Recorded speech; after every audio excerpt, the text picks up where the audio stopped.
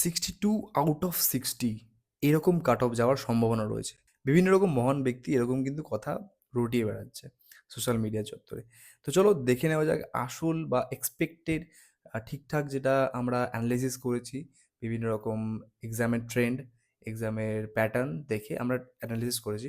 তো আমাদের total seat হচ্ছে 2987, ঠিক আছে? 2987 এর মধ্যে থেকে আমরা তো 8 জনে লড়ছি না।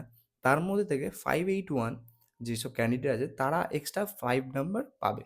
সো আমরা তাদের থেকে দূরে থাকছি। আগে ওদেরকে আমরা হাঁটিয়ে দিই। সো আমরা লড়ছি 2406 এই কটা সিটের জন্য। ঠিক আছে? সো ৮ লাখ মতো ফর্ম ফিল আপ করেছে। আমি ধরলাম ৭ লাখই এক্সাম দিতে গেছে। তো ৭ লাখের মধ্যে থেকে আমরা কে এই 2406 সিটটা ক্যাপচার করতে পারি এটাই হচ্ছে আমাদের লড়াই। তো এই লড়াইয়ের জন্য আমাদেরকে কত নাম্বার পেতে হবে সেটাই হচ্ছে আসল কোয়েশ্চেন। ৬০, 62, 63, 64 এরকম কিচ্ছু হবে না। আমি গ্যারান্টি দিচ্ছি। এরকম কোনো হওয়ার কোনো চান্সেস নেই। সো যারা আনরিজার্ভ ক্যাটেগরি আছে অল রিজিয়ন মিলিয়ে কিন্তু আমি একটা এক্সপেক্টেড কাট অফ বলছি। 52 থেকে 57 রেখেছি। আর যারা ওবিসি আছে, ওবিসি এ এবং ওবিসি বি মিলিয়ে 50 থেকে 55। এসসি যারা আছে তারা 47 থেকে 53। আর যারা এসটি আছে তারা 45 থেকে 50। আর যারা ইডব্লিউএস ক্যাটেগরি আছে তাদের জন্য 40। 40-র ওপরে পেলে তো খুব ভালো, বাদবাকি 40।